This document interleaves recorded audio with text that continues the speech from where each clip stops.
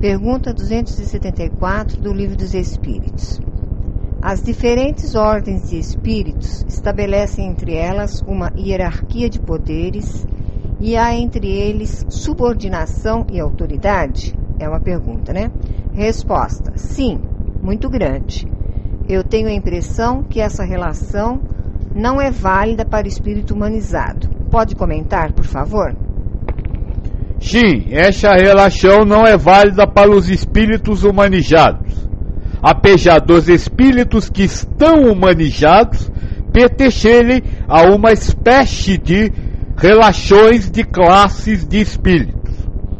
Agora, eu não vou lhe responder ela na íntegra, porque hoje, dentro da conversa de espíritos, hoje, nós vamos falar sobre classes de espíritos. Então, mais tarde, nós vamos falar melhor, tá certo? Agora, realmente, o espírito humanizado não entra nessa história. Agora, o espírito que está humanizado entra. Espírito humanizado é uma coisa, espírito que está humanizado é outra coisa. Eu gostaria de ler aqui apenas a continuação da resposta, se me permite, o Armando. A resposta completa é assim: muito grande. Os espíritos têm uns sobre os outros a autoridade correspondente ao grau de superioridade que hajam alcançado, autoridade que eles exercem por um ascendente moral irresistível. Isso, é o que eu disse, nós vamos falar de classes depois, e nós vamos falar justamente isso, que as classes de espíritos, como descrita no Livro dos Espíritos, não é de uma visão universal. Os espíritos não se subordinam dentro daquelas caixas que estão no Livro dos Espíritos, mas sim por ascensão moral. Nós vamos falar disso. Jacalim pergunta: o que é moral? Qual humana? Grande pergunta. Eu vou responder essa agora, porque ela não faz parte, vamos dizer, do que nós vamos falar depois. O que é moral para vocês? Fia, procura no dicionário o que é moral. Aqui no Aurélio nós temos o seguinte: moral, conjunto de regras de condutas ou hábitos julgados válidos, quer de modo absoluto, quer para grupo ou pessoa determinada. Um segundo item: conclusão moral de uma obra, de um fato, etc. Terceiro item: o conjunto de nossas faculdades morais, bril. Quarto: o que há de moralidade em qualquer coisa relativo à moral. Então veja, moral é um conjunto de atos e pensamentos que correspondem como certos a um padrão. Por exemplo, no país de vocês, um homem ter uma mulher é um ato de moral. Ter duas é imoral. Por quê? Porque o conjunto de padrões que dita a vida da sociedade de vocês fala isso. Mas a moral humana, ela é relativa. Por quê? Porque ela depende deste conjunto de regras que varia de acordo com o lugar. Por exemplo, no país de vocês é imoral ter mais de uma mulher. Nos países árabes é imoral ter uma só. Então veja, a moral humana, ela é relativa. E se é relativa, ela não existe. E se ela é relativa, tem que haver uma moral absoluta. E a moral absoluta é a moral universal, é a moral espiritual. E qual é o conjunto de princípios que podem ser chamados de moral universal ou absoluta? amar a Deus sobre todas as coisas e ao próximo como a si mesmo. Esta é a moral universal. Só isso é moral.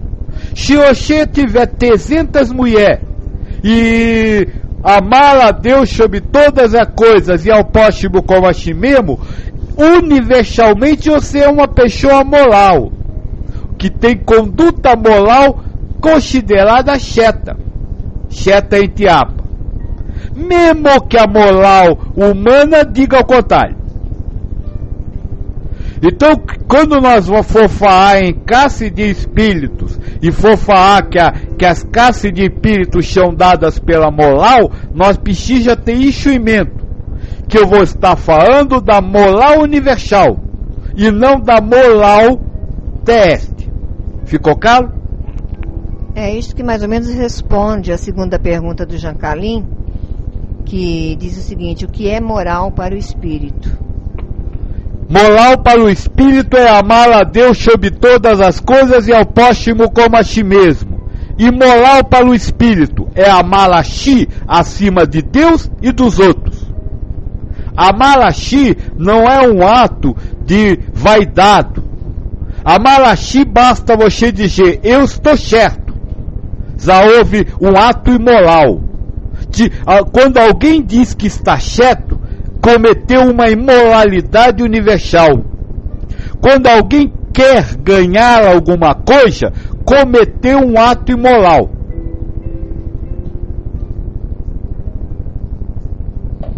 Quando você diz que o outro não devia fazer o que fez, você está cometendo um ato imoral. Bruno pergunta: o que é amar a Deus? Deus é o absoluto. Nós já falamos nisso neste trabalho. Então amar a Deus é amar o absoluto.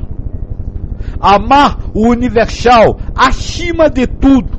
De tudo o quê? De tudo que é material. Já fiz um trabalho, doutor, meu ego investigativo querido. Já fiz um trabalho onde eu disse, se você ama a sua casa, você não ama a Deus, porque ama alguma coisa acima dele. Se você se entrega ao mundo material, você está de costa para Deus, não amou a Deus. Então amar é a entrega. Aonde o seu coração está, é onde está o seu amor. Se seu amor está nas coisas materiais, você é um amoral espiritual. Jean Carlin pergunta: o mal universal existe? Existe. Não existe o bom. Bom é aquilo que você chama de bom, que você gosta. Existe o bem universal, absoluto. E existe o mal universal, o absoluto. Qual é o mal universal? É amar a si acima de Deus e dos outros. Este é o mal universal. É o egoísmo. Isso ao nível de vocês. Porque a cada etapa da evolução espiritual, você precisa vencer um diabo, um inimigo. E aí muda o mal que você precisa vencer. Agora, esse mal é relativo. Porque ele existe apenas na consciência humana. E tudo que é humano é relativo, como nós já vimos. Então ele existe, mas não existe. Armando diz: mal contrário de bom ou mal contrário de bem? Mal contrário de bem, porque o bom não existe. O bom é algo que você acha, ele é relativo, então não existe. Ficou claro? Então vamos começar a conversa de hoje, que eu acho que não vai dar para acabar hoje de falar sobre espírito. Talvez nós tenha que continuar na semana que vem, né? Vamos falar, nós falamos sobre Deus, falamos sobre o universo, absoluto e relativo, e agora vamos falar sobre espírito. O que é um espírito? Para começar, vamos dizer logo, espírito, alma, anjo, é tudo a mesma coisa. São nomes. Eu prefiro chamar de ser universal, que é aquele ser que não tem um planeta, que não tem uma vivência material. O que é o espírito ou o ser universal? Segundo o livro do Espírito, o espírito é o princípio inteligente do universo. É com essas palavras que o espírito da verdade diz quem é o espírito. Então, para nós, isso é real. O espírito é o princípio inteligente do universo. No planeta de vocês, princípio inteligente do universo pode ser entendido como inteligência. Então nós podemos dizer que o espírito é uma inteligência. Só que mais abaixo, no próprio livro do Espírito, Kardec pergunta: então o espírito é uma inteligência? E o espírito da verdade responde: não. A inteligência é uma propriedade do espírito, não é ele. Então, se na boca da definição para dizer o que é um espírito, o que nós podemos responder é que o espírito é o princípio inteligente do universo. Mas que este princípio inteligente possui uma inteligência, mas não é inteligente, mas não é a inteligência. Não sei se eu me fiz conseguir entender, e tenho certeza que não. Mas isso é o máximo que nós pode saber sobre espírito. Vocês têm dentro da literatura espírita, dentro dos conceitos sobre espírito no mundo terrestre, um monte de afirmações sobre o que é o espírito.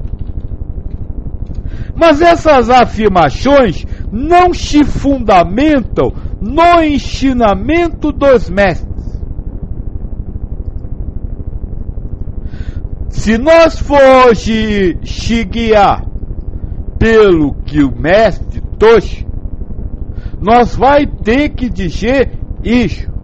O espírito é o princípio inteligente do universo. Mas aqui, apesar de possuir uma inteligência, não é esta inteligência. Isso é o que é o espírito para nós. Isso é o que nós, pode saber e responder a pergunta: o que é um espírito? E é a partir deste praticamente nada, ou seja, desta afirmação de que existe um princípio que é inteligente, mas que tem inteligência, mas não é que nós vamos conversar sobre espírito. Daia pergunta: qual a diferença entre alma e espírito? Eu vou dizer para você a minha resposta. Para eu, Joaquim, não há a menor diferença a não ser nomes. Espírito, alma, anjo, guardião, mentor, é tudo a mesma coisa para eu. Guru, são nomes. Agora, para o livro do Espírito, alma é o espírito encarnado.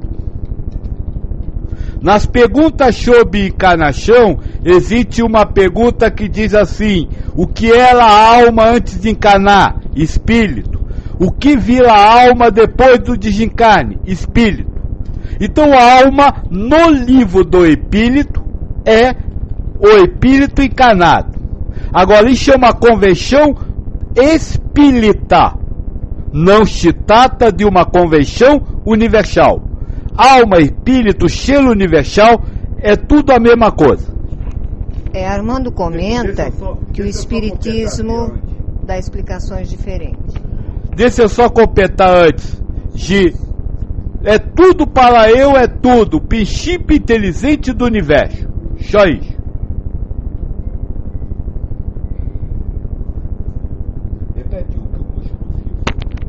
Joaquim pediu para eu repetir, do Armando, o espiritismo dá explicações diferentes, dá mesmo. Sim, o espiritismo dá explicações diferentes, mas o livro do espírito não dá. Tem um trabalho que nós fez, que eu aconselho aos espíritas a ler, chamado Espiritismo, a doutrina dos espíritos, aonde nós comparou o estudo do livro do espírito que nós tinha feito com o que a doutrina espírita humana fala. Não bate uma coisa com a outra. A doutrina humana fala algumas coisas que a doutrina espírita humana fala algumas coisas que o livro do espírito rejeita. Vou lhe dar um exemplo. No livro do espírito tem uma pergunta: os espíritos sofrem com o sofrimento daqueles que ficaram? E aí o espírito da verdade responde: depende. Sofrem mais se forem menos evoluídos. Os menos evoluídos sofrem com o sofrimento dos que ficaram. Os mais evoluídos lamentam o sofrimento dos que ficaram, porque sabem que eles estão perdendo uma oportunidade de elevação. Já a doutrina espírita humana fala que o espírito puro sofre com o sofrimento dos humanos. Então, se vê, a doutrina espírita humana não tem nada a ver com o livro dos espíritos. Ali está a doutrina dos espíritos. E eu de hoje vou falar sobre o livro dos espíritos, não sobre o espiritismo. Eu tinha pulado uma pergunta aqui do Bruno: o que é amar a Deus? O Giancarline e Bruno, o Joaquim está dizendo que já respondeu aqui. Já eu disse que amar a Deus é entregar-se ao absoluto, já que Deus é o absoluto. E eu disse: o amor existe aonde o seu coração está. Se você está amando as coisas terrestres, seu coração está preso às coisas terrestres, você está amando a coisa terrestre. Se seu coração está preso no universal, você está amando a Deus. O amor não dá para se descrever o que é. Se pode dizer o que você ama. O que você ama é determinado por onde está o seu coração. Pai Joaquim, eu gostaria que você explicasse novamente o que é amar a Deus, porque você disse que se você ama as coisas terrestres, você não ama a Deus. Mas se Deus é tudo, inclusive as coisas terrestres, inclusive as ilusões, você pode amar a Deus amando as coisas terrestres. Eu nunca desdisse isso. Não desdiste, minha filha. Sabe por que eu não desdiste? Porque você pode amar Deus através de seu cachorro. Mas você não pode amar o seu cachorro e dizer que está amando Deus. Porque você ama o cachorro, a figura, a forma, a poste, o que ele faz. Você não está amando a Deus. Você não está amando universalmente o que você está amando um cachorro. Veja, é bem diferente você amar uma coisa e você amará Deus através das coisas. Você ama a Deus através das coisas quando não tem posse, quando não tem privilégio por aquela coisa, quando para você aquela coisa e o cocô é a mesma coisa. Agora, você pode sim amar a Deus através das coisas, amando a tudo de uma forma universal. Agora, quando você ama tudo de uma forma individual, você não está amando a Deus. Pode até racionalmente justificar dizendo que está, mas na verdade não está. Jean Carlin pergunta: o espírito também é iludido? Também cria realidades para si? O espírito ele é iludido, ele não se ilude. Ele não cria ilusões para ele. Ele vive ilusões que Deus promove para ele. São coisas completamente diferentes.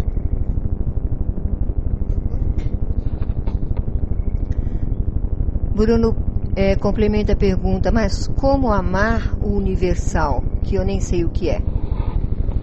Aí é que vem o que a Fia falou.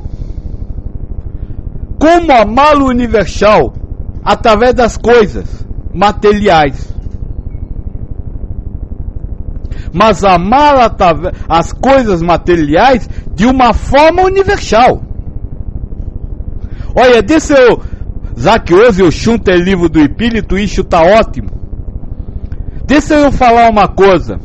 No livro do Espírito, tem uma pergunta que o Cadeco faz, que é assim: o espírito o ser humano tem direito à propriedade privada? E o espírito da verdade tem. Só que ele precisa colocar essa propriedade privada à disposição dos outros. Aí está a grande diferença do amar. Vocês têm propriedades privadas e as amam e retêm essas coisas só para vocês. Então amam essas coisas de uma forma relativa, de uma forma egoísta. Quando você amar o universal, ou seja, você tiver uma casa, mas essa casa estiver aberta a qualquer um, inclusive ao ladrão para entrar e lhe roubar, você está lá amando a Deus através da coisa material. Se você não consegue amar ao universal, porque você não sabe o que é, ame o universal através das coisas materiais. Como? Amando universalmente as coisas materiais, não tendo propriedades, não tendo privilégios, não sendo egoísta com as coisas. Daia pergunta: qual a relação da mente e espírito? Olha, eu vou responder rapidinho e essa parte fica para a conversa sobre ego.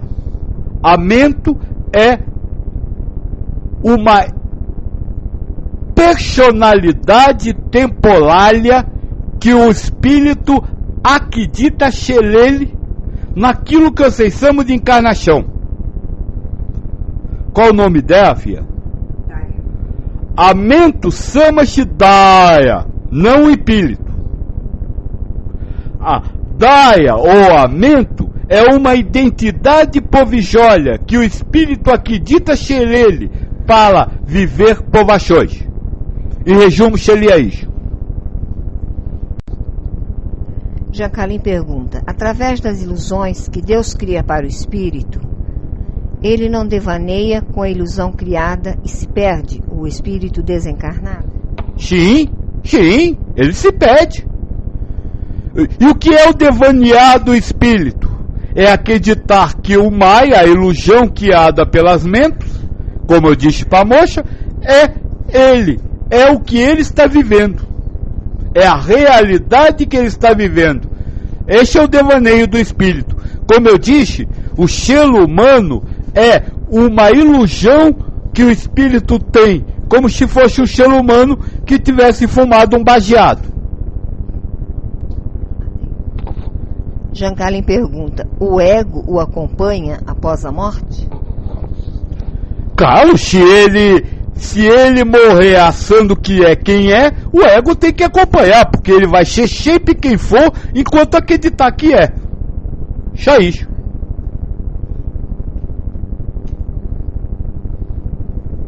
Vamos continuar. Nós falou quem é o espírito, e disse que o espírito é um princípio inteligente do universo, que possui inteligência, mas não é inteligente. Não é a inteligência. Agora a segunda pergunta é: como é o espírito? Ou seja, de que forma é o espírito? Essa é uma pergunta também feita no Livro dos Espíritos. Existe a seguinte pergunta: o espírito é alguma coisa? E o espírito da verdade diz: para nós sim, para vocês não. O espírito é alguma coisa para os espíritos, mas para a percepção humana, o espírito não é nada. O espírito não é nada. Ou seja, o ser humano, além de não conseguir saber quem é o espírito, também não tem condições de saber o que é o espírito. O espírito é simplesmente um nada para o ser humano, porque ele não tem capacidade de saber quem é o espírito, nem de reconhecer um espírito. No livro dos espíritos ainda se pergunta: o espírito é como se fosse um clarão? Fala direito, filho. Clarão.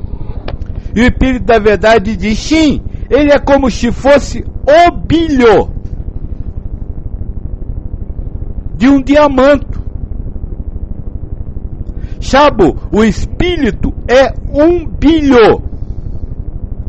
Aí você poderia dizer para eu: mas eu vejo um brilho. Não, você vê o brilhar das coisas, não o brilho. Você vê o que sai do brilho, o rebrilhar. É como se fosse, por exemplo, a lua e o luar. Você é capaz de ver o luar, não a lua. No caso do espírito, você é capaz de ver o expandecer, não o brilho em si. Então o espírito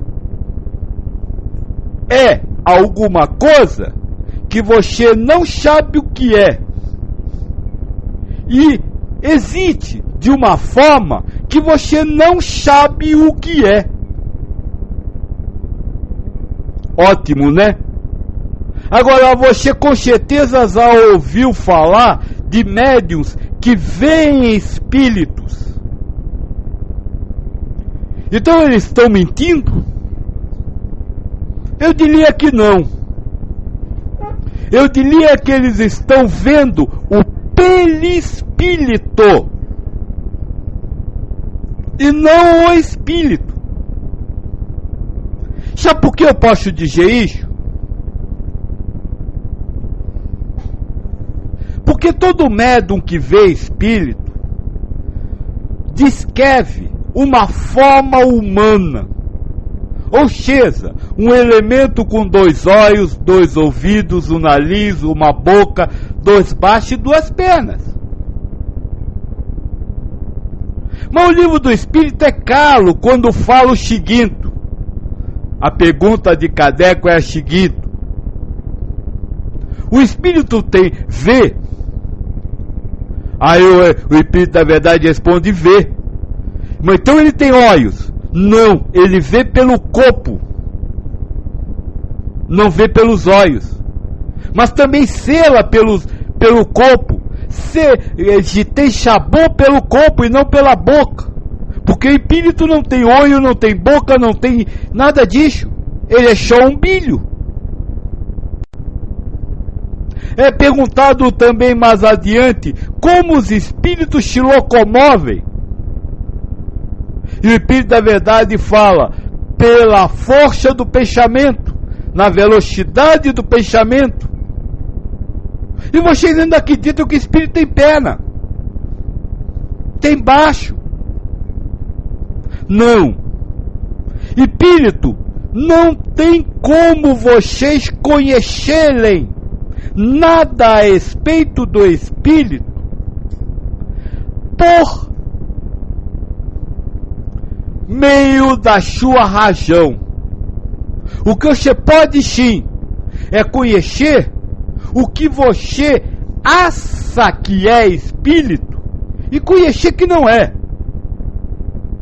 O que você pode é compreender que as compreensões humanas que falam de Espírito são todas elas ilusões, maias, figuras criadas para que a razão humana pudesse ter a ideia de um Espírito, mas que não é o próprio Espírito. Com isso, então, nós começamos definindo logo quem é o Espírito e como ele é. Quem é o Espírito? É alguma coisa que você não pode saber, que você não tem elementos para saber.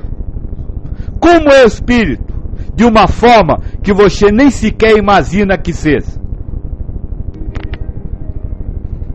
Daí a pergunta, como espírito, por que não podemos reconhecer outros espíritos? Porque você hoje não é espírito. Você hoje é a Daia. Você hoje é o ser humano. Você é espírito, mas não existe em você nada espiritual. Tudo que existe hoje em você é humano. E como humano, você não pode ver. E tem um trabalho que nós conversou, aonde aqui na China, que é preciso estar além da percepção para poder compreender o mundo. Por quê? Porque você hoje é aquilo que você percebe, seja mentalmente ou através dos órgãos dos sentidos. Mas estar acima das percepções não é ter uma nova percepção.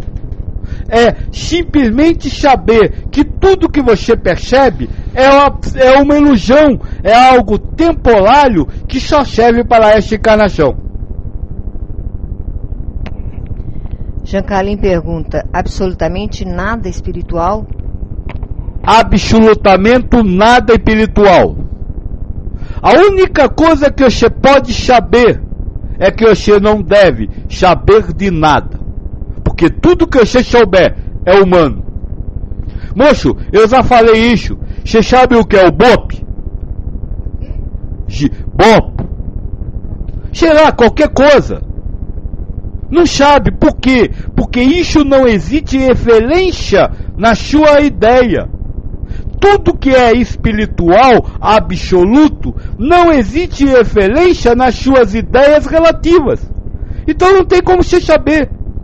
Você só conhece o que é relativo. E tudo que é relativo está no absoluto, mas não é absoluto. Se não tem a pergunta, vamos continuar. Eu agora há pouco falei numa coisa chamada perispírito. E este é outro aspecto sobre espírito que nós precisa desmistificar. A doutrina espírita chama o perispírito do corpo do espírito.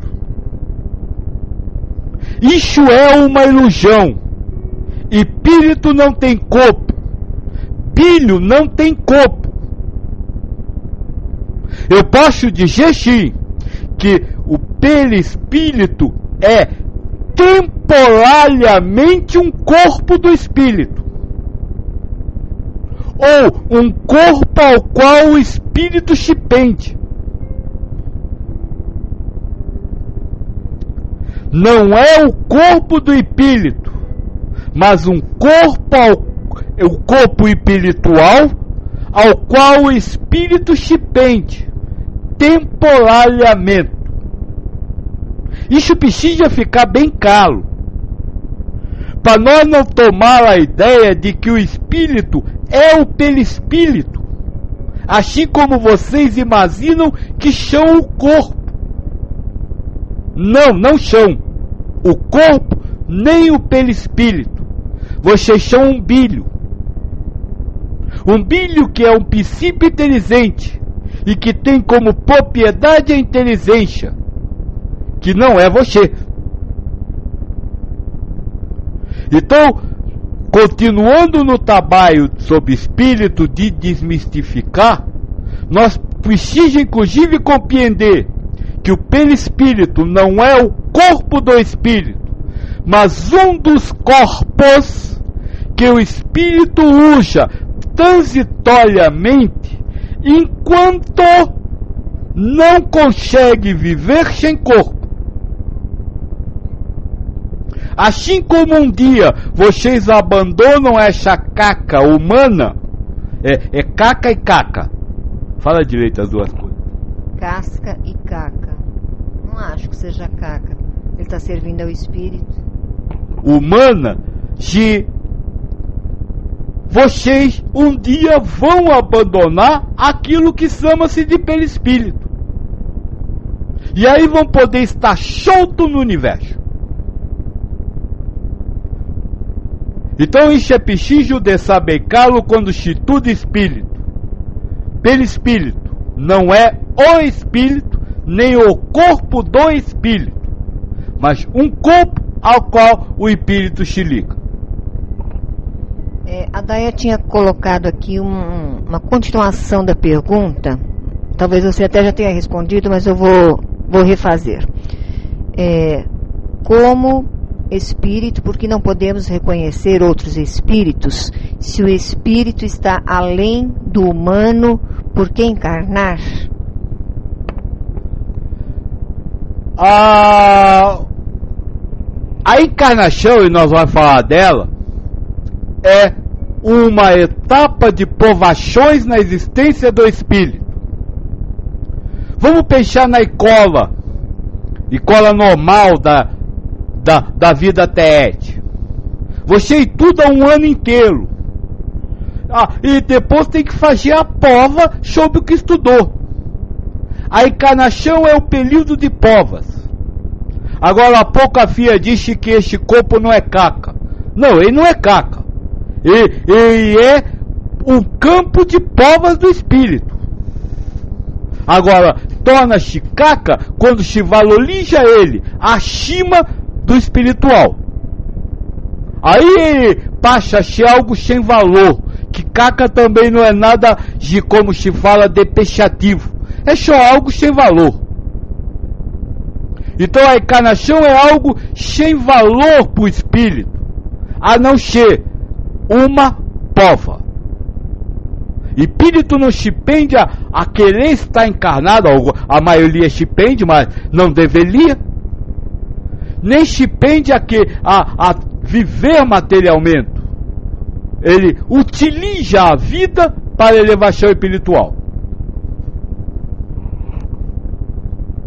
Armando pergunta, se prende ou se liga, ou seja, pode estar onde sempre esteve, mas se vale da referência perispírito, como endereço postal. Perfeito!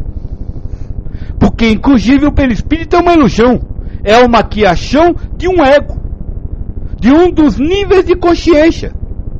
Assim como o corpo humano é a criação das percepções do 7º nível de consciência, o perispírito é de outros níveis.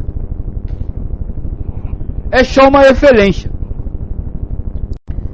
Cláudia pergunta, se o corpo material é uma ilusão criada para o nosso ego, o perispírito também não é uma ilusão? Acho que ele acabou de responder, né, Glauciano?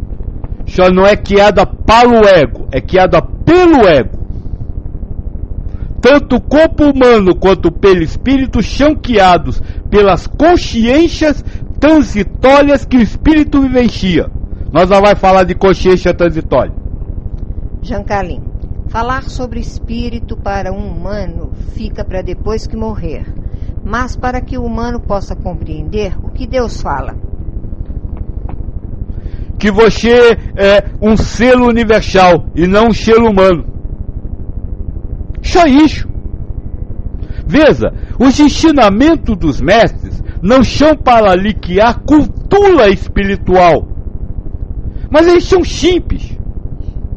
O que eles pretendem sempre é lhe dizer: olha, existe algo além. Existe algo além que é a sua realidade, que é a sua verdade, não isso. Todos os ensinamentos dos mestres têm essa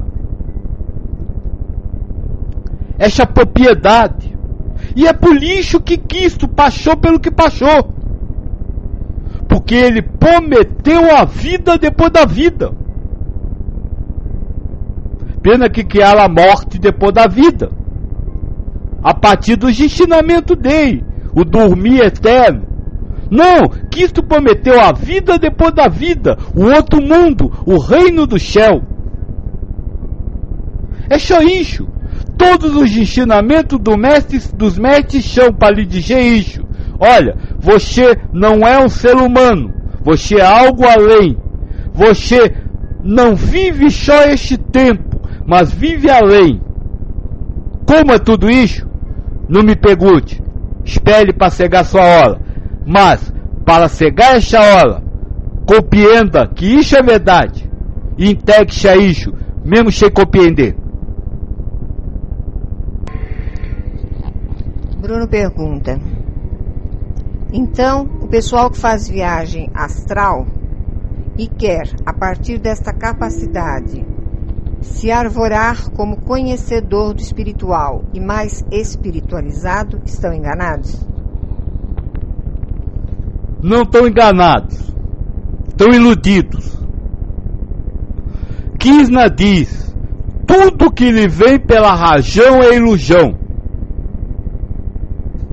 E o que você acha que viu e que fez durante as viagens astrais lhe vem pela razão humana, ou seja, por um pensamento, por uma formação mental. Então é uma ilusão. E para que serve todo o raciocínio?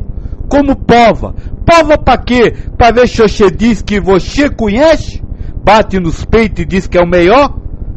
Ou se você simplesmente diz: eu não faço nada, me levam, não sei, sei lá que é, não sei.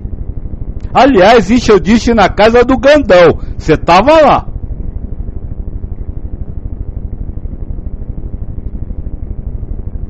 Para quem não sabe, o Gandão é um moço que tem um centro muito grande. E eles estudam muito viagem espiritual. E no dia que eu fui, um dos dias que eu fui lá, tinha mais 60 e pouca pessoas, né, filha? E eu comecei a pergunta eu comecei a palestra fazendo a seguinte pergunta: o que vocês estão fazendo aqui? Aí me disseram: nós estuda viagem espiritual, nós estuda as coisas do espírito. Eu disse: por que você precisa estudar sobre o espírito? Se você é um espírito, será que você não sabe dessas coisas? Será que você precisa vir à carne para conhecer? Você é espírito, precisa vir à carne para conhecer o que é o espírito? Aí eu disse: sabe o que vocês estão fazendo aqui? Enganando a vocês mesmos, fingindo que estão buscando a Deus, mas quando querem cultura. Não é assim que se chega a Deus. Se chega a Deus vivendo com amor e não aprendendo as coisas espirituais. Mal comparando, não seria isso que nós estamos fazendo aqui na sala? Pelo contrário, Eu estou destruindo tudo. Eu não construo nada. Eu acabei de... Enquanto eles estudam o que é um espírito e formam ideias sobre espíritos, eu disse, não faça isso. Não queira saber o que é espírito, que você não vai conseguir. Fia, faz 8 anos que nós faz palestra. Faz 8 anos que nós destrói as coisas. Faz 8 anos que nós nunca construiu nada. Então nós não veio aqui para ensinar nada. Veio pelo contrário, a ensinar que você não deve saber de nada. Você não acha que o que se fazia na Casa do Grandão, o Bruno já identificou aqui Wagner Borges, como se faz em muitas casas, em muitos centros, em muitas escolas, tudo isso é um caminho? Se é um caminho, não merece sua crítica. Primeiro que eu não estou criticando. Se as palavras podem parecer crítica, mas eu não estou criticando. Segundo, não é caminho, é karma. Como karma é perfeito. Agora, aquele que entrega o seu coração, realizando-se através disso, entregou o coração à matéria. Então sim, são casas, e todas elas são espetaculares, como karma, para ver se acontece o que o doutor falou aí. Como é que ele falou? As pessoas que se arvolam a dizer que porque fazem isso, são os grandões que conhecem. Então nesse aspecto elas são espetaculares. Agora aqueles que se utilizam dessas casas para usar a soberba no coração, estes estão no caminho errado. E é minha obrigação falar isso a eles. Olha, vocês estão assando o que estão fazendo. Vão acordar do outro lado, vai ter 2 diabinhos e vão dizer assim, chupeza, não era bem isso. A Iramaia pergunta, Kim, você também é um karma para nós ou um caminho? Claro que eu sou um karma. É por isso que eu digo, olha, não acredite em eu. Não acredite em nada. Porque se você se tornar uma zoaquinzita, você não fez nada.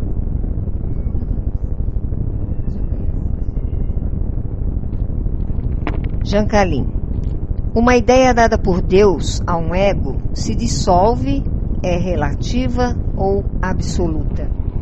Sempre relativa. E sempre instrumento karmático.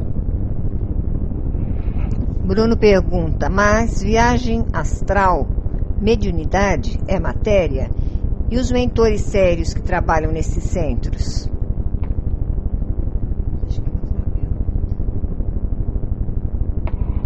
Viagem astral, mediunidade, incorporação, psicografia material, sim, passa pela rajão. Passou pela rajão é material, porque a rajão é a matéria. Rajão que eu digo é racional, compreensível pelos raciocínios humanos.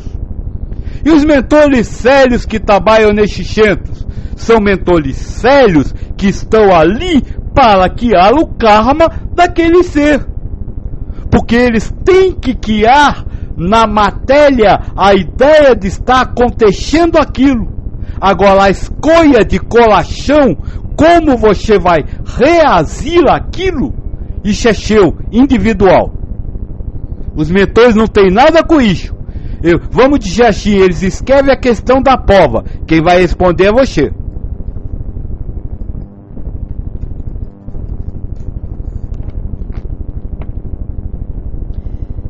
Jancalim pergunta, viagem astral é um espírito que fumou maconha? Viagem astral é o espírito que está fumando a mesma maconha que acha que é ser humano. Porque quem faz viagem astral não é espírito, é o ego. O espírito está no universo paladino e o ego cria a ideia da viagem astral. Bruno, estes mentores estão mais iludidos que você, que é nosso mentor aqui? Não! Você não sabe a consciência dele. Como eu disse, no universo, cada um cumpre um papel. E o espírito não escolhe o papel para fazer. E se Deus dá ao Espírito o papel de representar, como dizendo que tudo isso é verdadeiro, ele vai fazer. Agora, isso não quer dizer que ele acredite nisso. São duas coisas diferentes. Jean Carlin pergunta: isso não é uma forma de se afastar de Deus, de se distrair com a ilusão? O quê? A viagem astral? Sim, é o que eu falei.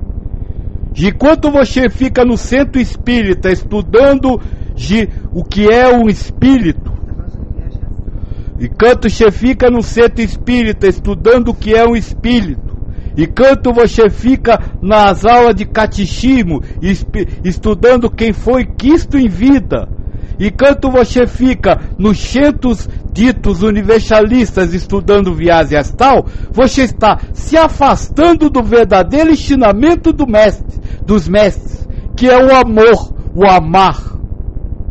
Isso é assunto que não é tocado em nenhum lugar deste tipo. Se fala muito em doutrina religiosa, mas não se fala em amar no dia a dia.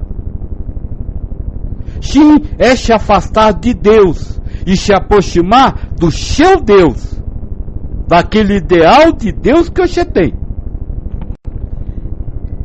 Joaquim, quando nós temos uma intuição, ou seja, alguma coisa de um passado remoto nos vem à consciência, isso pode ser chamado de viagem astral?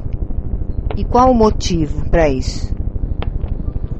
Via, tudo que vem à mente, não importa o que está sendo dito, é uma ilusão, é um maia. É uma ideia que Deus está colocando para você como provação, para ver se você vai se apegar a essa ideia e dela tirar frutos egoístas, ou se você vai continuar com o seu coração voltado para Deus. Tudo, não importa se você chama de intuição, não importa se você chama de palavra de um preto velho, de um caboclo, de uma psicografia, não importa o que seja, tudo que lhe é conhecido pela razão é sempre isso. Por quê? Porque tudo que lhe vem à razão é aprisionado pelas paixões e pelos desejos. Se você recebe uma psicografia dizendo que você foi Maria Antonieta, vai vir o desejo de se sentir uma rainha. Se você se entrega a esse desejo, você não passou na prova, porque não amou universalmente. Então não importa o que seja que lhe venha à mente, sempre lá para você ver se você vai comer o fruto dessa árvore, ou se vai fazer o que Deus mandou, não comer dele. Jean Carlin diz: o ideal de Deus que temos está muito longe da realidade ou bate na trave? Não tem realidade nenhuma. Deus, como nós disse, é o absoluto. E como nós também disse, Deus é nada que você possa conhecer. Então qualquer ideia que você faça sobre Deus, lhe afasta de Deus. Enquanto o Bruno repete a pergunta, temos uma aqui do Armando. Não se deve ter intenção nenhuma ao fazer as coisas para nós que fazemos a experiência humana? Esse é o ensinamento de Krishna, né? Mas Krishna diz melhor, não é não ter intencionalidade, porque a intencionalidade surge do ego. O que você precisa é fazer o yasna das suas intencionalidades. Quer saber o que é yasna? Sacrifício a Deus. Sacrifique suas intenções a Deus. Esse é o caminho, porque deixar de ter intencionalidade, você não pode. Então, por exemplo, você diga: eu gostaria agora de estar em outro lugar, mas não estou. Deus me pôs aqui, então louvado seja Deus. Eu gostaria de ganhar na loteria, mas não ganhei, então louvado seja Deus. É isso que o Krishna ensina. o Yasna, sacrificar a sua intencionalidade a Deus. E não tem intencionalidade, porque isso é impossível. A intencionalidade surge do ego, é Deus que faz. Então você vai ter shape. Aliás, se você não tivesse, não teria prova. Se não tivesse prova, não teria vida, não estaria encarnado. Bruno repetiu aqui a pergunta. Do que adianta você ficar falando do espírito para nós, pobres egos? Como eu disse pro moço que tem o nome hindu aí, 2 vezes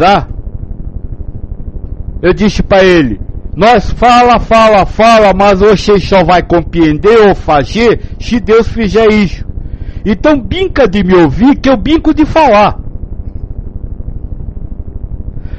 Meu querido ego investigativo, não há porquê. A única coisa que você pode saber é que você está me ouvindo. Não quero saber porquê, para quê, nem como, nem quando, nem onde. É isso que está acontecendo. Então assista isso. Eu só vou ler a complementação aqui do Bruno, já leio a sua, Gláucia. Bruno diz, afasta de mim esse cálice, mas se não for possível, seja feita a sua vontade. Este é o Yasna. Gláucia diz, acredito que existem pessoas que se dizem ateus e estão mais próximos de Deus do que nós. Olha, moça, não sei quanto tempo você ouve nós, mas eu já falei isso há 4 anos atrás, e só não me mataram porque eu já estou morto. Quando eu disse que se pode cegar a Deus amando o dinheiro, quase me mataram. Se você amar o dinheiro universalmente, ou seja, amar o dinheiro e não querer possuí-lo, você cegou a Deus, porque Deus é o dinheiro. Como eu respondi para a filha, você pode amar, você deve amar a Deus, já que você não sabe amar, que não pode amar o Deus que você não sabe quem é. Você tem que amar a Deus através das coisas materiais, mas amar a Deus é amar as coisas materiais de uma forma universal. Então sim, existe muito ateu que está muito mais perto de Deus do que aquelas que vão para a missa todo dia. Bruno, há algum demérito em pedir para o cálice ser afastado? Quem pede é o ego, não é você? Então não há. É o que eu disse quando nós respondemos essa pergunta. Olha, isso é uma prova de que o ego vai continuar lhe tentando, mas que você deve manter o seu coração em paz. Isso. Vamos continuar então falando um pouco mais do espírito. Não sei se vocês se lembram, nós no Junto Deus, nós chegou à mesma conclusão. Não se pode saber nada sobre Deus. Mas depois nós lemos uma pergunta do livro do Espírito, aonde Kardec diz assim, se não se pode saber nada sobre Deus, pode-se pelo menos conhecer alguma das suas propriedades? E aí nós estudou alguma dessas propriedades, lembram disso? A mesma coisa para o espírito. Você não pode saber nada do espírito, mas pode conhecer alguma das suas propriedades. E quais são as propriedades do espírito? Olha, se o espírito é a imagem e semelhança de Deus, são as mesmas propriedades de Deus. Fia, por favor, Gi, pega o livro do Espírito naquela pergunta, acho que é a Teji. Pergunta 13 do Livro dos Espíritos. Quando dizemos que Deus é eterno, infinito, imutável, imaterial, único, onipotente, soberanamente justo e bom, temos ideia completa de seus atributos? Estes atributos que eu vou pedir à FIA para ler um por um, são atributos do Espírito. são propriedades do Espírito. Por quê? Porque o Espírito é criado à imagem e semelhança de Deus.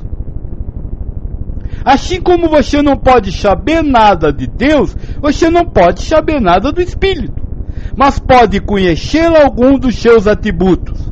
Por favor, minha filha, leia um por um. Deus é eterno. Não, só isso. O Espírito é eterno. Se Deus é eterno, o Espírito é eterno. Agora, o que é ser eterno?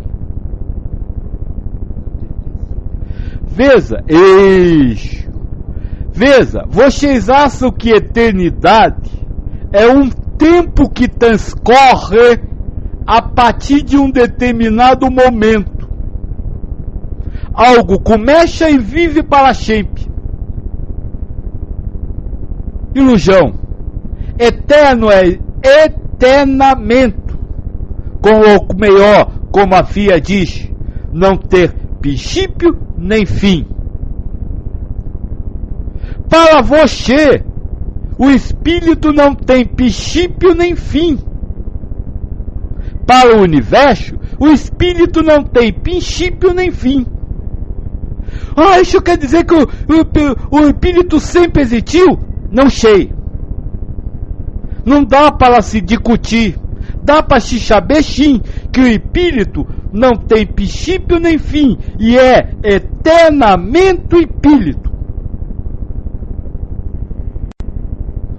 O que quer dizer ser eternamente Espírito? Quer dizer que ele não vira ser humano e para depois voltar a ser espírito. Ele é eternamente Espírito. E como Espírito que é e continua sendo, vive humanizadamente. São coisas diferentes. Para vocês, o Espírito se transforma em ser humano. Não, ele não deixa de ser Espírito. Ele apenas se humaniza, mas continua sendo Espírito. Então está a primeira propriedade do Espírito, que apesar de nós não saber o que é e como é, pode dizer, o Espírito é eterno. E pode afirmar isso, porque Deus é eterno, e o Espírito é criado à imagem e semelhança de Deus. É imutável. O Espírito é imutável.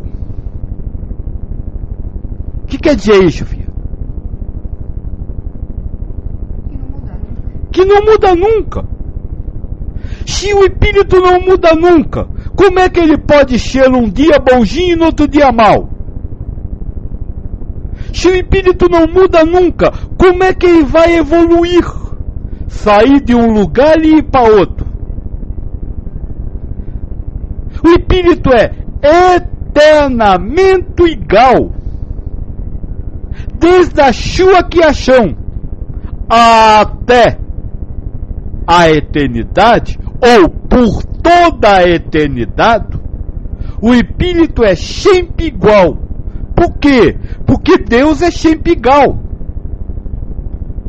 Mas nós muda? Não. O ser humano muda, o Espírito não.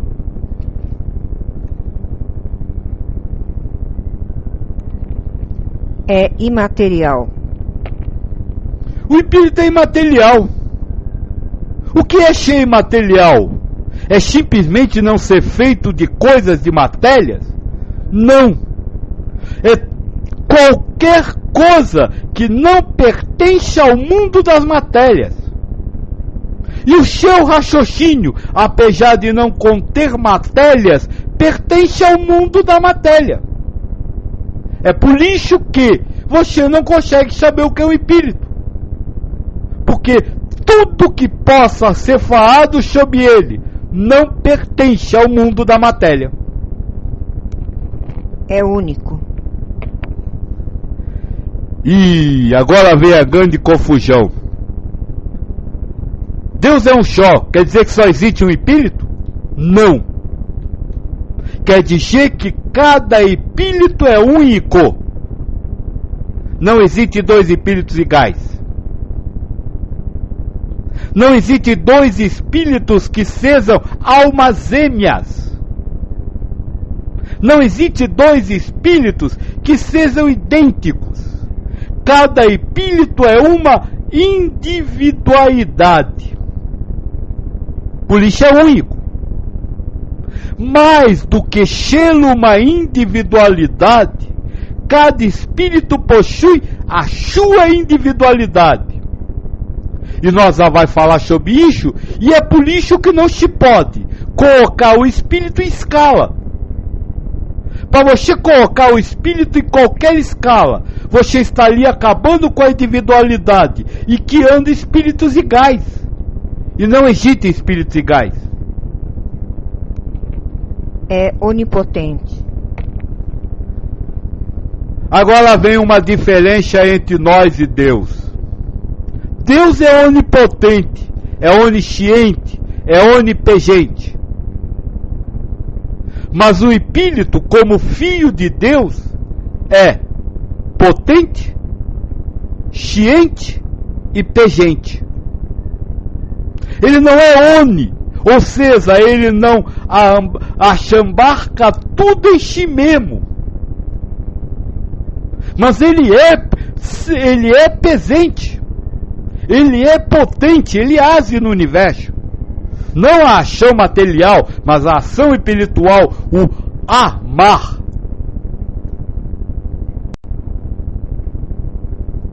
Então nós, espíritos, somos presente, potente e ciente. Sabemos das coisas. Podemos não ter a consciência, não lembrar que sabemos, mas sabemos. Agora, só não somos oni. Por quê? Porque Deus possui todas as propriedades, elevadas ao extremo, enquanto nós só temos as propriedades. É soberanamente justo e bom.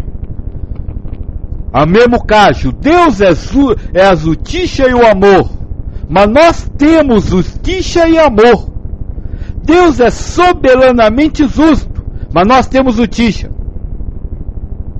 Deus é soberanamente amoroso, mas nós temos amor. Se Deus tem, nós tem.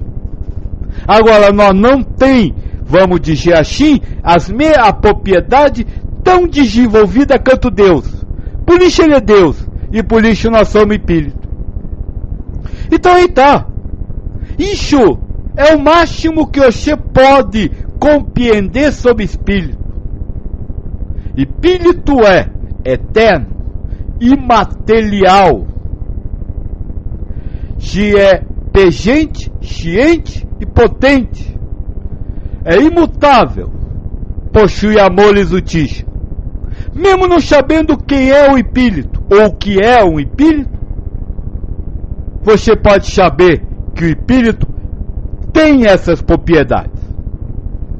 Se tiver pergunta. Jancalim, por que o espírito sente a necessidade de se humanizar? Ele não está completo em seu habitat natural? Sim. Nós vamos falar disso quando falar de consciências. Nós chega lá. Armando, pai, desculpe caso minha pergunta desvie o assunto. É que não estou conseguindo entender duas coisas existentes no universo que deveria ser indivisível. São essas, o espírito e a matéria, entre aspas, fluido cósmico. Como fica isso? Quem disse que elas se dividem? Elas são indivisíveis. O espírito é indivisível e a matéria, o fluido cósmico, é indivisível. Não compreendi a pergunta. Quem divide o espírito? O que divide o espírito? Quem divide a matéria? O que divide a matéria? Eu vou pular aqui a pergunta do Bruno para dar uma continuidade na do Armando. Se não existe um espírito igual ao outro, então existem várias unidades no universo, que deveria ter um lado só. Veja, isso se você pensar numa individualidade individualista. uma individualidade que reconheça e dê valor ao seu individualismo. Cada espírito é único, cada espírito é uma unidade. Mas os espíritos vivem em perfeita comunhão. E com isso eles se entrelaçam e formam a unidade e o universo. Eu já dei esse exemplo. É como se fosse um clube, um grupo. Quando você participa de um grupo, você precisa, apesar de ser uma individualidade, anular o seu individualismo em prol de benefício do grupo. É assim que os espíritos vivem. Então eles são um enquanto a convivência extrema, mas também são um enquanto cada um per si, cada um em individualidade. Bruno, o que diferencia um espírito do outro? A potência do espírito é o livre-arbítrio? Moço, ego investigativo que lido. Se você não sabe, não consegue saber o que é um espírito, como é que você vai saber o que diferencia um do outro? Impossível. A única coisa que você pode saber é que cada espírito é único. E se cada espírito é único, os espíritos são diferentes. Agora em que? Não sei. E eu não sei. Jancalim, se iluminar é viver o que sabemos, espiritualmente falando. Espera um pouquinho, Jancalim, tem mais abaixo? Não. Se iluminar é viver o que sabemos, espiritualmente falando. Se iluminar é viver de Deus com Deus para Deus. Deus é a luz, Deus ilumina. O que você sabe, o conhecimento material é a sombra, é a matéria. Se iluminar é não saber.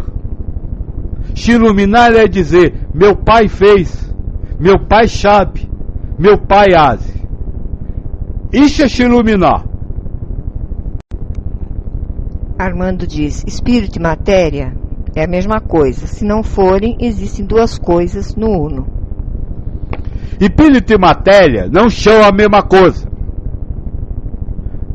Por quê? Porque no livro do Espírito está escrito que existe o Espírito e a matéria.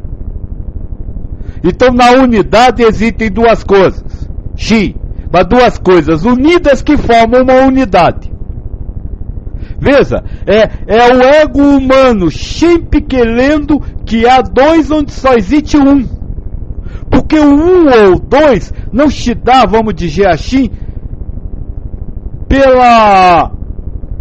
Como é que eu posso explicar? Deixa eu tentar essa palavra. O 2 e o 1 não se dá por formas diferentes. Deixa eu tentar lhe explicar. Pegue 2 bilhos e coloque junto. Você será capaz de distinguir um do outro? Não, porque você vai ver os 2 bilhando juntos. Então veja, os 2 bilhando juntos é uma unidade formada por 2 bilhos. Então é assim, no universo espírito e matéria estão tão perfeitamente congregados que você não consegue distinguir o que é um e o que é outro. Formou a unidade com Deus. Seria como aquela história que você já contou da massa do bolo. Tudo é uma massa de bolo. A matéria seria, por exemplo, uma massa empelotada. O espírito seria, por exemplo, uma bolinha que se formou dentro da massa e assim por diante? Não. O espírito e a matéria seriam a massa. Então a massa. Não uma boinha ou uma... Não, a massa. Não a boia da massa. São a massa. O universo é como se fosse uma massa de bolo. E o espírito e a matéria são a massa. São o que existe. Não é uma boia ou uma coisinha ou outra. São a massa. Qualquer pequeno grão da massa é matéria e espírito. Armando, como pode existir duas coisas onde só deveria existir uma? Acho que já foi respondido, né, Armando? O Bruno repergunta: a potência do espírito é o livre-arbítrio? Que potência? O que é potência? Conscientização, talvez? Não! É capacidade de amar. Nós vai chegar lá. Calma. Jancalim, mas o senhor disse que todo conhecimento está contido no espírito? Conhecimento espiritual, não material. E o conhecimento espiritual, o material não tem condição de saber. Foi o que eu acabei de lhe perguntar. Você sabe o que é boco? Não sabe. Agora, para um espírito, vamos dizer assim, ele saberia. Mas não há tradução, não há como formar imagens e ideias no humano. Armando complementa: espírito e matéria são diferentes, mas são iguaizinhos. O conhecimento material está contido na matéria, então. O conhecimento material não existe.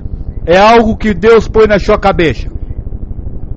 Ou seja, é uma ideia que Deus lhe dá. Só isso. Não existe. Deus diz que as coisas são assim e você acredita que são. Só isso. Ainda Armando, vale dizer que fluido cósmico não existe? Vai dizer que o fluido cósmico que você conhece não existe. Existe alguma coisa no universo que você chama de fluido cósmico universal, mas essa coisa do universo não é o que você imagina que é. Como eu disse, tudo que é relativo existe no absoluto. Mas o relativo é uma ideia relativa sobre o absoluto.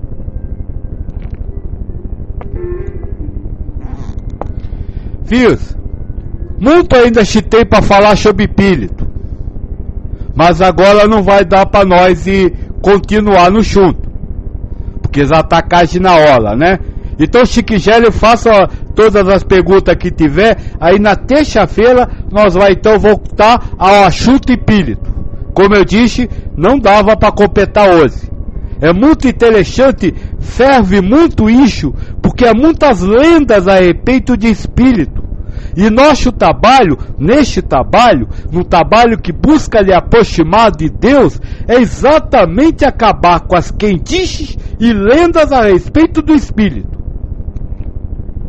Armando havia comentado lindo. E em seguida, não sabemos o que é o espírito nem matéria. Louvado seja Deus eternamente. Que Deus que você também não sabe o que é? Então, é o que eu respondi para a filha outro dia. Louvado seja o nada. Mas se a gente quiser chamar o nada de Deus, a gente chama. Você pode chamar até de banana. Não tem problema nenhum. Bruno pergunta: Joaquim, isto aqui é sanga? Ficar sem sanga é difícil? Sanga é materialidade. Isso aqui é materialidade? Sim, é. E ficar sem sanga é difícil? Para você hoje? Impossível. Você é matéria, vive como matéria, precisa da matéria. Agora, precisa não para viver materialmente, mas para realizar suas provas espirituais, para aprender a amar universalmente a tudo. Como é que você vai fazer um despossuir sem possuir? É termo do Jancalim, me parece que existe muita lenda neste mundo, inclusive as histórias bíblicas. Por que os espíritos se iludem tanto? Você acha que há muitas lendas neste mundo? Não há muitas lendas neste mundo, não. Este mundo é uma lenda. Tudo isso que você está vivendo e que você chama de real é história da carrocinha. Você acha que cajou, mas espírito não caja. Você acha que é homo, mas o espírito não tem sexo. Não acabou de dizer que o espírito é imaterial? A vida é uma lenda. O estar vivo é uma lenda. Ninguém está vivo. O que mais que ele fala, filho? Se as histórias bíblicas são lendas, calo. Agora, por que os espíritos se iludem tanto? Porque não amam a Deus acima de todas as coisas e ao próximo como a si mesmo. Eles preferem amar a matéria. Gostam do pajé, gostam da dor. Gostam da dor. Tem gente que adora chofer. É tão bom. Chapo lixo. Que se iludem.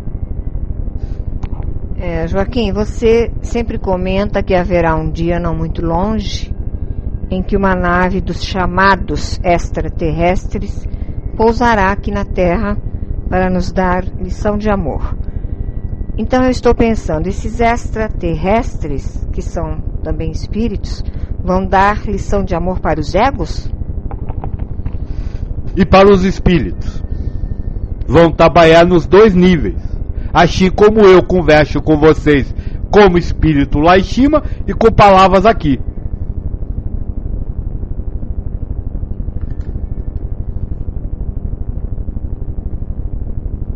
Se você pode conversar com a gente lá em cima apenas como espírito, de espírito para espírito, então o ego perde o sentido. Por que não fazer direto? Para que dar essa volta toda? Porque eu converso lá em cima não é o que eu converso aqui embaixo. Lá em cima eu só digo ame, ame, ame, ame. Aliás, nem digo, eu amo. Manda amor. Só isso. Agora, como está no livro do Espírito, livre-arbítrio seu, amá-lo ou não. Ou acreditar no ego. Porque ao mesmo tempo que eu aqui falo para ego, que eu não falo, o ego fala com ele, também vem as outras ideias. Isso tudo é uma loucura, nada disso presta, estão acabando comigo. Tudo isso vem também de Deus. E aí você pode escolher entre Deus ou o diabo, entre o amor ou servir a humanidade, servir a sua humanidade. Jean Carlin pergunta, o que é um extraterrestre? Outro ego? Sim. Um extraterrestre é um ego. O extraterrestre que você vê é a criação do seu ego, não o extraterrestre. Lembra que eu disse pro moço do fio que a mulher dele só existe dentro dele? O extraterrestre só existe dentro de você, se você ver.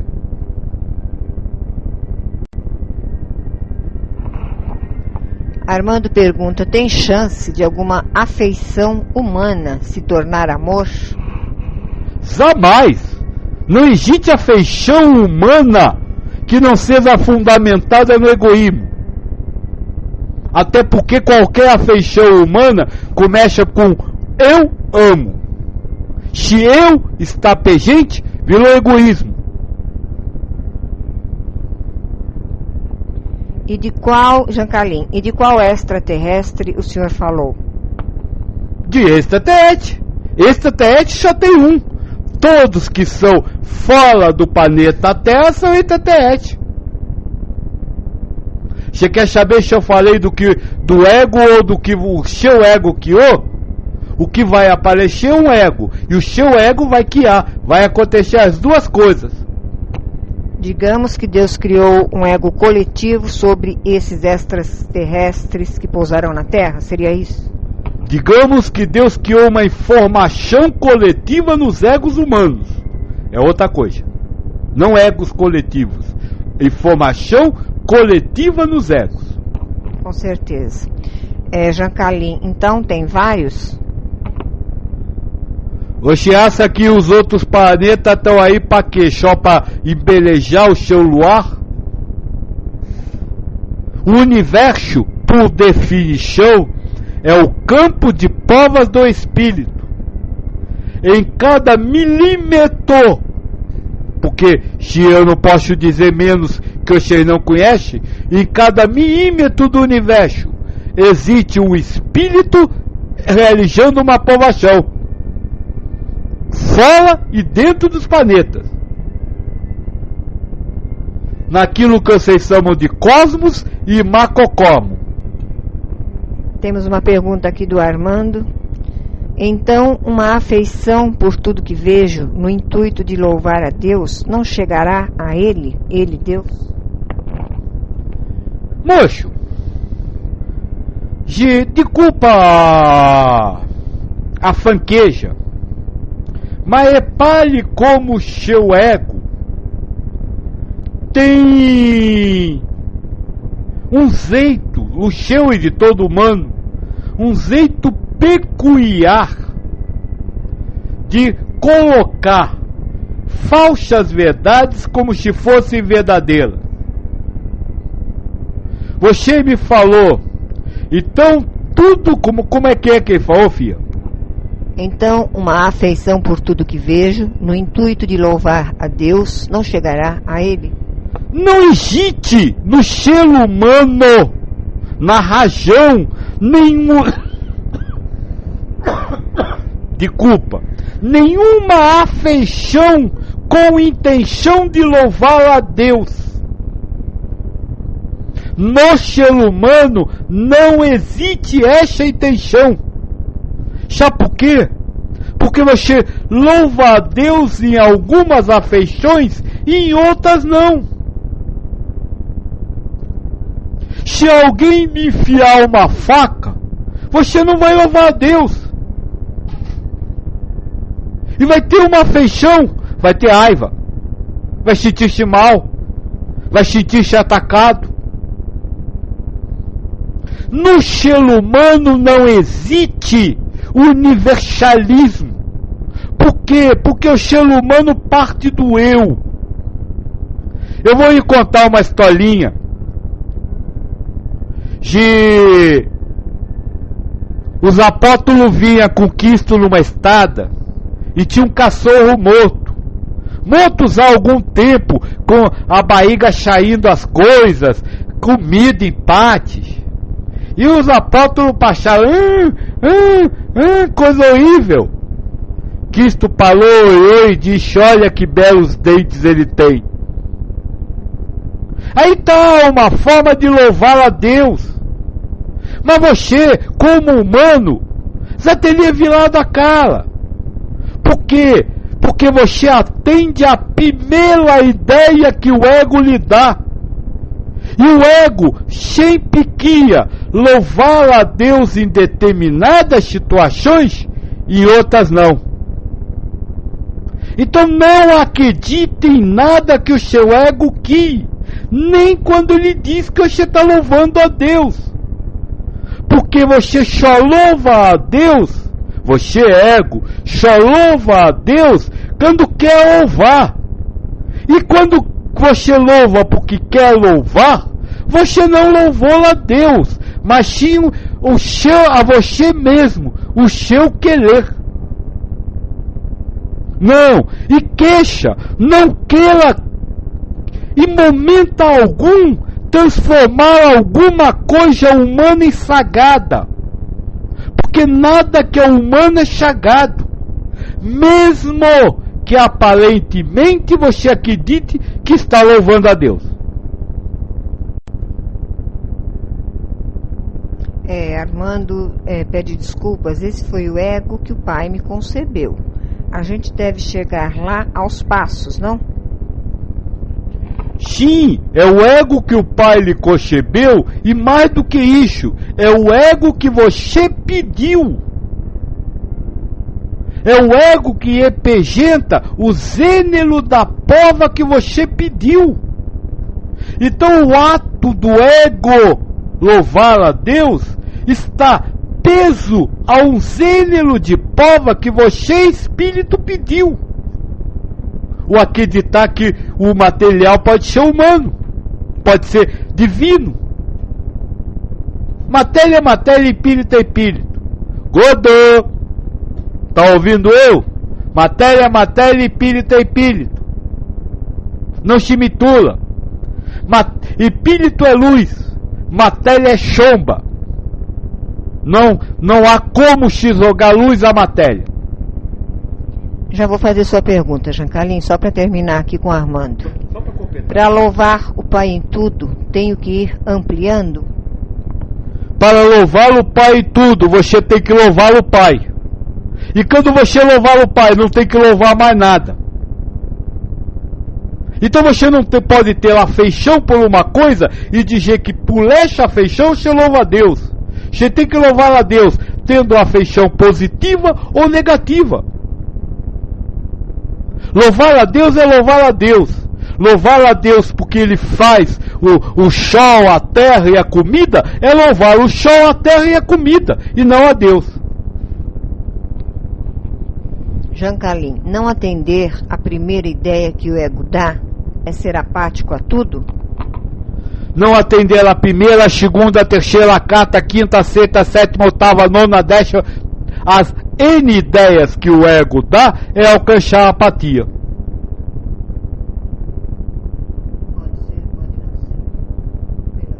Não atender. A filha disse aqui, pode ser, pode não ser. É isso. Não atenda, pode ser ou pode não ser, não sei. Jancalim, é complicado, para mim mesma eu coloquei assim, pode ser verdade e pode não ser, né? Com isso eu consigo me acalmar um pouco. Armando diz, um é sombra, outra é luz, e os humanos nunca distinguirão um do outro no universo. Não é não distinguir um do outro. O humano é cego. Cristo disse isso. Se você acredita no humano, você é cego. O humano não vê a luz. Não é não distingue. O humano não vê a luz. Não vê o espiritual. Nada.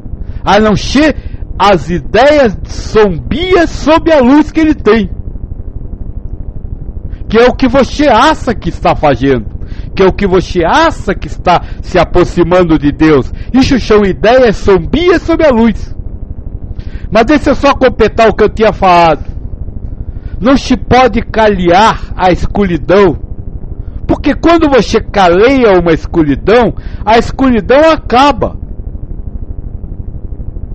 Só quando você acabar uma escuridão, você terá luz. Então você não pode calear a escuridão. Você tem que acabar com a escuridão para chegar na luz. Isso. Então, filhos, fiquem na paz do Deus, né? Se tiver pergunta ainda, eu respondo. Jancalim, acabar com o conceito sobre a matéria? Não, moço. Você não pode acabar com o conceito. Deixa eu deixar uma coisa bem clara. Você não pode acabar com nada da matéria. Você não pode acabar com os conceitos. Você não pode acabar com as como nós falamos hoje, com os seus querer, com as suas vontades. Você não pode acabar com nada. O que você precisa aprender é a se libertar da ação deles. O seu conceito existe lá, mas você tem que se libertar da ideia de que este conceito é verdadeiro, sem transformá-lo em falso. É o que a filha acabou de falar, eu não sei o que é. Então o conceito você terá. Agora o que você não pode ter é a ideia sobre o conceito. É a isso que você não pode deixar o seu coração se pender. Se o seu coração se pende achando que o conceito é verdadeiro ou achando que o conceito é negativo, não importa, você está preso ao conceito. Armando diz, como fica o que você disse? Não amar o cachorro, mas amar a Deus através do cachorro. Minha intenção de louvar a Deus a partir de tudo, até o meu esfaqueador, caso não duvido de mim, era o que eu tinha entendido. Não o que vejo, mas o que tenho em mira, Deus. Mas veja, se você ama o esfaqueador, você não ama o esfaqueador. Você ama porque tem que amar, porque compreendeu o que é assim. Não é amar o esfaqueador, é amar a Deus, que é o esfaqueador, a faca e a ação de esfaquear. Sabe, é muito acima do bem e do mal, do bom e do certo, do limpo e do sujo. Uma vez me perguntaram, como eu faço para livrar a minha casa da inveja? Eu disse, ame o invejoso. Mas principalmente, ame o ato de invejar. Não adianta você amar um esfaqueador que você ainda está lá amando um ser humano. Você tem que amar a Deus. E amar a Deus é amar a Ele, a faca e o esfaquear. E amar é não sentir nada por Ele. Não é gostar dele. É dizer, esfaqueou, tá certo. E não dizer, louvado seja Deus, obrigado por este esfaqueamento. Não é isso. É agir sem emoções, inclusive do louvar, uma emoção de louvar, porque louvar a Deus não é uma emoção de é uma emoção de deu para sentir a diferença daí? Então veja, como se ama a Deus através do cachorro? Amando a Deus e não ao cachorro. E o que é não amar ao cachorro? É não ter cachorro, é não ver cachorro, é não assar que é cachorro. É Deus. O cachorro não é Deus. Deus é o cachorro. É diferente.